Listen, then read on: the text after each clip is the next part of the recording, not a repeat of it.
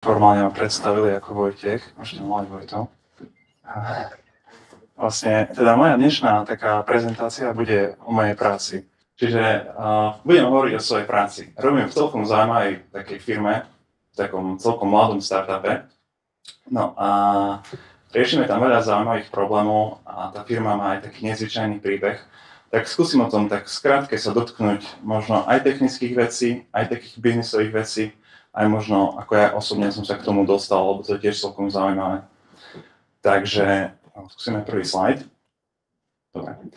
Naša aplikácia sa volá Reflect. Je to aplikácia na písanie poznámok. No a funguje ako firma nejaké také 2-3 roky a ja som nej od začiatku. Takže bol som pri tom, ako vznikala, ako sme pridávali prvé funkcie.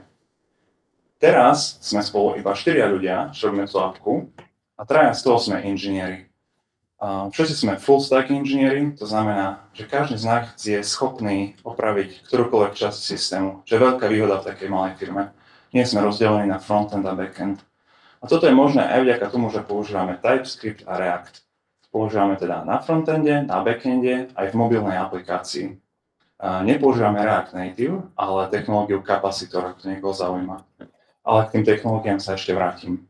Najprv by som chcel možno odpovedať takú otázku, čo možno vás hneď napadla, že na čo je nám ďalšia aplikácia na písanie poznámok, keď máme Apple Notes alebo nejakú alternatívu vo Windowse. Tak Apple Notes je fajn, jednoduchá aplikácia a myslím, že veľa z nás ju aj tak používame na také bežné veci. No a potom, keď už chceme niečo zložitejšie, veľa z nás prejde na Notion, kde už môžeme spolupracovať s ľuďmi. A Notion je veľmi schopný nástroj, kde sú databázy, zoznamy, kalendáre a všetko možné. Takže možno taká otázka, ktorú vám chcem dostať do hlavy, je, že prečo by sme sa mali z takýchto nástrojov presunúť k niečomu, ako je naša aplikácia, teda Reflect. No a odpoveď na tú otázku skúsim takto vysvetliť takým cvičením trochu. Hej. Naša aplikácia sa snaží kopírovať, ako funguje ľudský mozog. To znamená, že my chceme, aby to, ako to vyzerá na našej obrazovke, aby to vyzeralo podobne, ako to funguje v vašej hlave. No a preto vás chcem sa tak spýtať, že aby ste si skúsili predstaviť vašu obľúbenú kaviareň v Košiciach, ak máte. A skúste si teraz spomenúť na čas, kedy ste tam boli naposledy. Ja takto. No a ja keď si na to spomeniem, keď som tam bol naposledy, tak najprv si predstavím, ako to tam vyzerá. Ale hneď začnem rozmýšľať o takých veciach, ako kde sa tá kaviareň nachádza, s kým som tam bol, o čom sme sa rozprávali, či to bolo o nejakom filme, alebo o knižke, alebo o nejakých spoločných známych. A dôvod, prečo mi takéto veci napadajú, je ten, že mozog nám stále ponúka rôzne asociácie. Spomenieme si na kaviareň a hneď nás napadne, s kým sme tam boli. Takže ako programátori vieme, že takéto asociácie sa dajú vyjadriť pomocou dátovej štruktúry, ktorá sa nazýva graf. Tu bol taký príklad, čo mňa možno tak napadne, keď si spomeniem na tú kaviareň. No a naša aplikácia sa teda snaží ukladať všetky vaše poznámky vo forme takéhoto grafu. A začína to tým, že máme funkciu, ktorá sa nazýva denné poznámky. To znamená, že všetko, čo vás napadne, automaticky patrí k nejakému dňu. Tu je taký ukážka mojej aplikácie, ako ju používam. No a tým, že si vlastne všetko zaradím k nejakému dňu, tak už to kopíruje trochu, ako funguje náš mozog. Pretože ak napríklad sa snažím spomenúť, akú knižku som čítal minulé Vianoce, tak sa preskrolujem do minulých Vianoc a tam nájdem tú odpoveď. A presne takým spôsobom naša hlava si pamätá informácie. Nezapamätám si, že som čítal knižku od toho autora, ale zapamätám si, že som čítal minulé Vianoce. No a taká ďalšia funkcia našej aplikácie je, že si vieme pridávať pripojenia.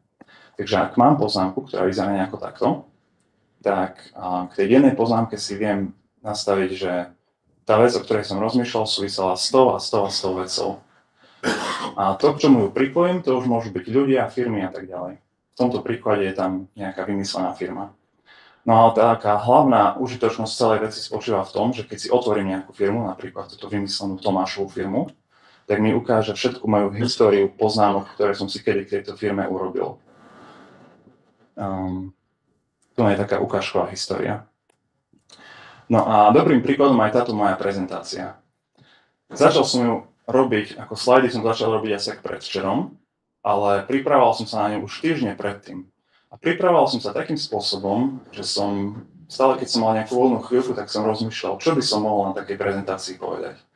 A keď ma napadlo niečo dobré, tak som si to na ten deň uložil do Reflektu. A na konci som mal históriu všetkých mojich nápadov k danej veci, ktorá vyzerala nejako takto. A takéto poznámky nemám iba k tejto prednáške, ale ako všetkým ostatným veciam v mojom živote. A po 2 rokoch používania tejto aplikácie mám dosť veľa dát a keď sa to vizualizuje, vyzerá to nejako takto, ako ten graf. To sú nejaké všetky moje poznámky a všetky prepojenia medzi nimi. Takže tým som chcel opísať, ako tá aplikácia funguje. No a taká ďalšia kapitola v mojej prezentácii je taká stručná história našej firmy. Je to taký zaujímavý príbeh kvôli tomu, že síce v nej robím už iba 2 roky, ale môj taký vzťah s touto firmou sa už začal pred 10 rokmi. Lebo v roku 2012 som študoval na vysokej škole a chcel som ísť pracovať do Ameriky na leto. A podarilo sa mi to tak, že som si našiel nejaký javascriptový projekt a zistil som, že jeho autor pracuje v Twitteri. Tak som ho oslovil, poslal som mu nejaké svoje projekty a on mi pomohol dostať sa do Twittera na leto. V Twitteri to vyzeralo nejako takto. Na fotke je Dick Costolo, to bol vtedy šéf Twitteru. Možno dnes by to vyzeralo trochu inak. No a ak sa teda vrátime do prítomnosti, tak tento chlapík Alex medzi tým založil inú úspešnú firmu a stal sa CEO. A potom odtiaľ odišiel a rozhodol sa založiť si túto malú firmu na písanie poznámok. A pred 2 rokmi napísal, že hľadá nejakých programátorov v Reacte. Ozval som sa mu, napísal som, čo robím, čomu sa venujem, poslal som mu nejaké moje vlastné projekty a on mal celkom záujem. Ale čo ma najviac prekvapilo, bolo to, že ho vôbec nezaujímala moja taká normálna práca pre firmu, kde som pracoval. Čo ho najviac zaujalo, boli všetky moje maličké vlastné projekty. Napísal mi presne toto. Páčilo sa mu, ako tie moje projekty vyzerali. No a čo je na tom zaujímavé, tu je inak jeden z tých mojich projektov, čo je na tom zaujímavé, je to, že tá moja práca v fintech startupe pre ňa nebola zaujímavá, ale zaujalo ho to, čo bolo jednoduché a pekné. A ja si to vysvetľujem tak, že títo schopní ľudia vedia zo všetkého najviac oceniť samostatnosť a kreativitu. A keď máte svoje vlastné malé projekty, tak to ukazuje aj samostatnosť, aj kreativitu. A myslím si, že je dobré mať takéto projekty, pretože to otvára dvere k ďalším príležitostiam. Či už to príležitosti, čo sa týka zamestnania, alebo investícií, alebo čohokoľvek iného. Takže potom som začal robiť full-time v tejto firme v júli, čo bolo niekoľko mesiacov neskôr. No a tých pár mesiacov bolo celkom náročných, pretože som stále robil v tej pôvodnej firme a navyše som robil v tejto novej firme, takže som každý týždeň robil nejaké hodiny navyše.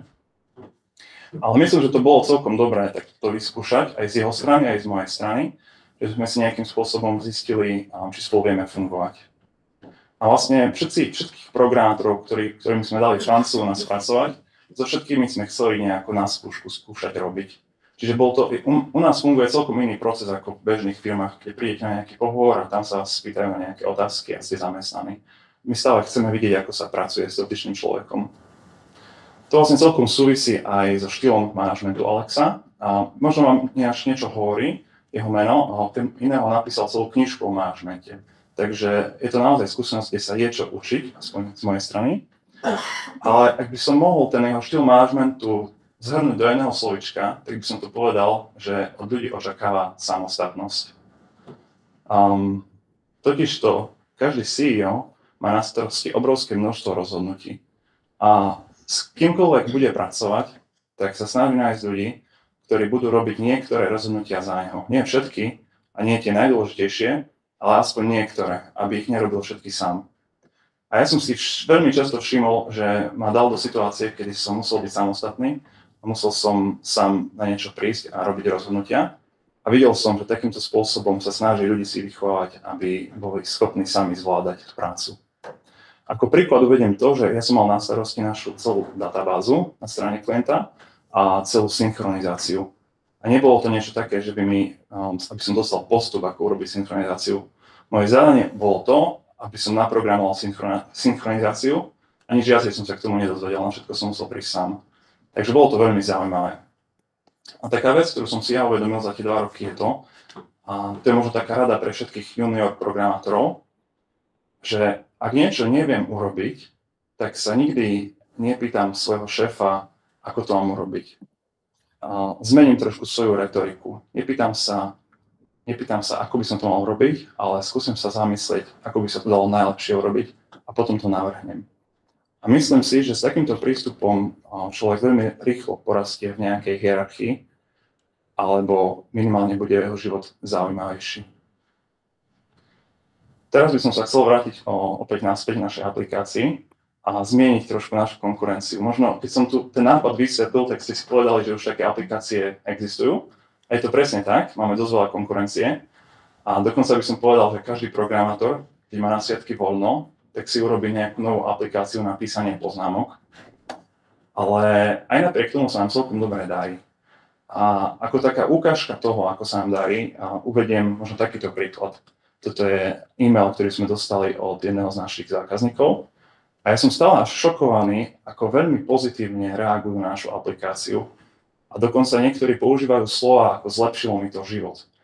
Ja osobne by som toto možno o žiadnej aplikácii nepovedal, ale naozaj máme zákazníkov, ktorým to pomohlo si trošku vypratať myšlienky v hlave a stať sa organizovanejšími ľuďmi. A to nás samozrejme veľmi teší. A otázka znie, ako sa dá urobiť aplikácia, na ktorú budú ľudia takto reagovať. My vlastne máme také 4 základné princípy, ktoré by som tu chcel spomenúť. A myslím si, že akákoľvek firma, ktorá robí nejaký produkt, môže byť celkom úspešná, ak bude nasledovať podobné princípy. Čiže prvým z nich je rýchlosť. Keď sa povie rýchlosť, programátori si predstavia počet sekúnd, za ktorých sa načíta stránka. Ale nejde iba o počet sekúnd alebo milisekúnd, pretože ide o každý aspekt rýchlosti vašej aplikácie. V prvom rade ide o design. Keď sa povie rýchlosť, tak sa myslí skôr to, ako rýchlo viem urobiť veci, ktoré chcem urobiť s tou appkou. Už koľkokrát sa vám stalo, že ste si chceli v nejakej appke niečo spraviť a museli ste zbytočne veľakrát klikať.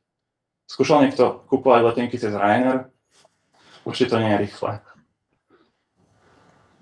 Ďalším aspektom rýchlosti, čiže tu vám som chcel ukázať taký príklad tej interakcie. Ak chcem vytvoriť odkaz na inú poznámku, tak zadám jeden symbol, napíšem nejaký text a hneď to potvrdím. A na 3 kroky som vytvoril odkaz, čo je veľmi rýchle.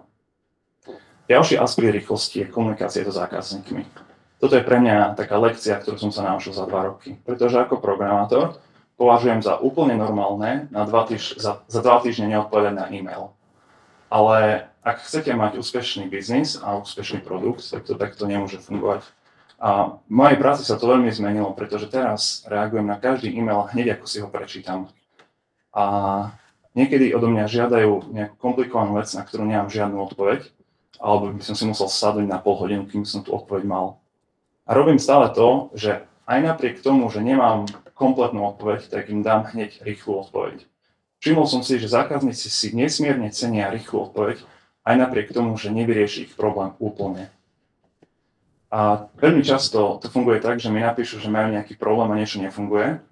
A ja im odpíšem okamžite a požiadam ich o viacej detailov. A tým pádom oni sa tešia z rýchlej odpovede a ja dostanem viacej detailov, ktoré mi pomôžu vyriešiť ten problém. Takže z takého môjho pohľadu toto bola vec, ktorú som sa naučil pri tejto firme a veľmi mi to pomohlo. Ďalšia vec je rýchlosť, ako opravujeme chyby. Možno to je u niekoho úplná samozrejmosť, aj u nás to je, že sa snažíme chyby opraviť čo najrýchlejšie. Ale takým príkladom je to možno, že keď nám niekto napíše, že má nejakú chybu, tak sa zamyslíme, či sa to dá opraviť za 15 minút. A ak áno, tak to opravíme hneď. A už sa nám veľakrát stalo, že sme niekomu napísal, že niekto nám teda napísal o nejakej chybe a do hodiny to mali opravené. A musím povedať, že toto v ľuďoch vytvára reálnu radosť. A to je dôvod potom, prečo napíšu také e-maily, ako veľmi sa tešia z našej aplikácie. Lebo si na týchto malých veciach dávame záležať.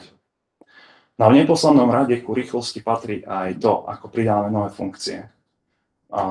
Posielame skoro každý mesiac e-mail o našich nových funkciách a máme pravidelne nové vylepšenia. A toto je dobrý marketingový ťah, lebo keď sa nad tým zamyslíte, tak na každého z vašich platiacich zákazníkov prípada 10 ľudí, ktorých máte na mailing liste, ale nie sú platiacimi zákazníkmi. A to sú ľudia, ktorí sa môžu stať platiacimi zákazníkmi a aj sa stanú, ak budete pravidelne vytvárať nové funkcie. Čiže to je ďalšia taká vec, ktorú som si všimol na našom fungovaní, ktorá nám nesmierne pomáha. Jednoducho, keď pravidelne vytvárame nové veci, tak tí starí ľudia, čo nás niekedy skúšali, sa opäť vrátia a dajú nám ďalšiu šancu.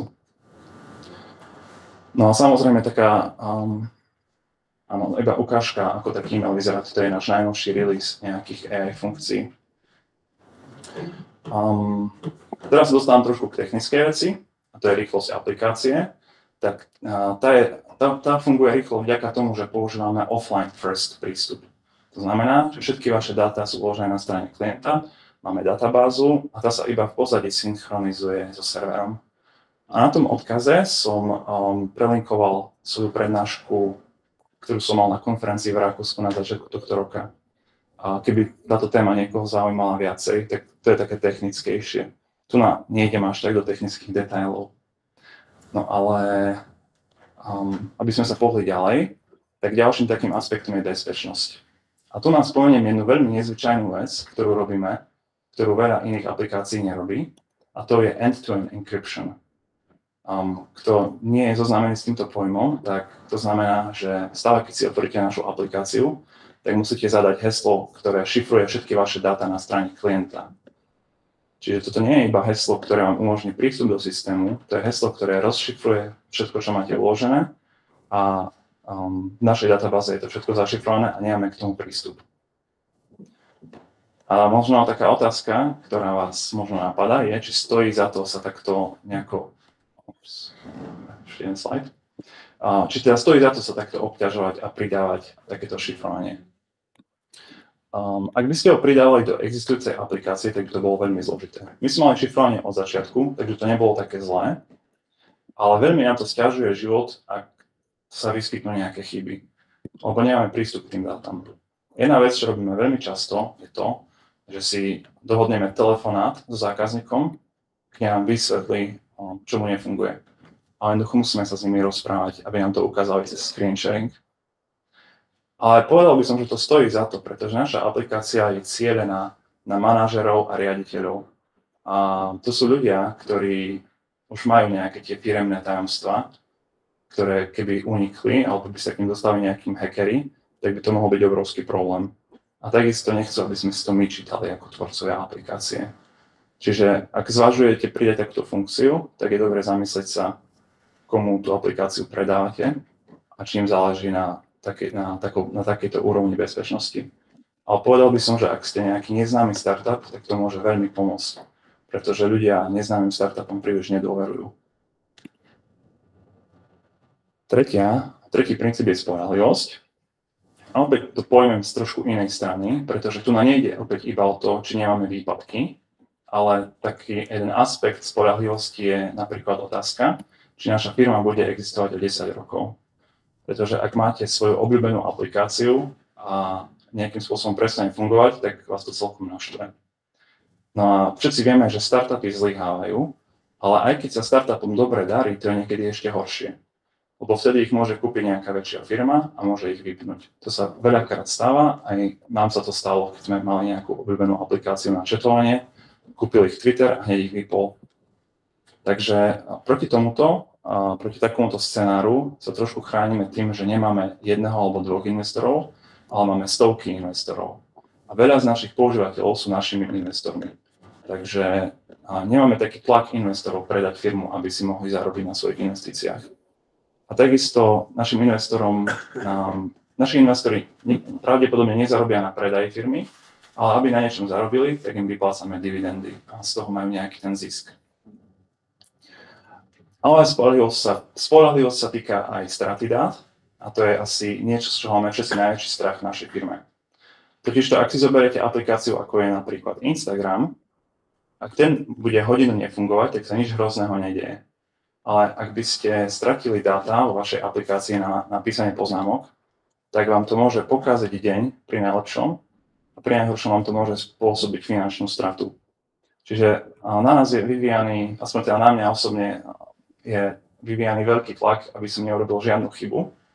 Ale opäť je to niečo užitočné pre mňa, pretože ak robím na nejakých iných aplikáciách, odrazu dám obrovský pozor, aby som neurobil žiadnu chybu. To už mám v krvi.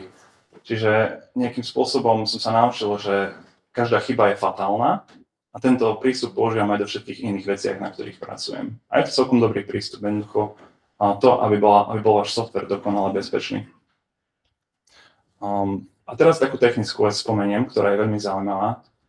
Na začiatku naša aplikácia fungovala tak, že ak niekto urobil zmenu na počítači a následne na telefóne, tak vyhrala tá verzia, ktorá bola zapísaná naposledy. To môže spôsobiť stratu dát. To sme mali niekoľko prvých mesiacov, takto sme fungovali. Vyriešili sme to tým, že sme začali používať conflict resolution, čo je technika, ktorá sa postará o to, aby vaše dáta nezmizli, ak ich upravujete z viacerých zariadení. Použijeme na to vynikajúcu knižnicu, ktorá sa volá YJS. Ja som s ňou veľmi spokojný, pretože je rýchla a nezaberá príliš veľa pamäte v ránke. A môžem ju odporúčať. Funguje veľmi jednoducho, respektíve z našej strany funguje jednoducho z nášho pohľadu. Každá strana zapíše nejaké zmeny do databázy a tá knižnica sa postará o to, aby bola poznámka poskladaná z týchto zmien.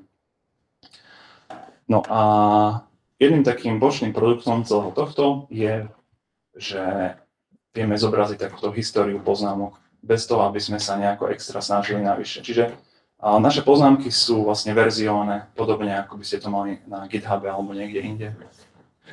No a posledným princípom je, že menej je viac a museli sme veľakrát povedať nie na dobré nápady, ktoré by sa zišli do našej aplikácie, ale je to celkom zámerné, pretože veľa z našej konkurencie sú veľmi zložité aplikácie. Sú do takej miery zložité, že si vyžadujú celý kurz, aby ich človek vedel používať. No a vlastne my sa snažíme nechať všetko veľmi jednoduché. Teda mať tie denné poznámky, niekoľko funkcií k tomu, ale tam to vlastne končí. Snažíme sa to málo robiť čo najlepšie, ako vieme. Takže to je všetko.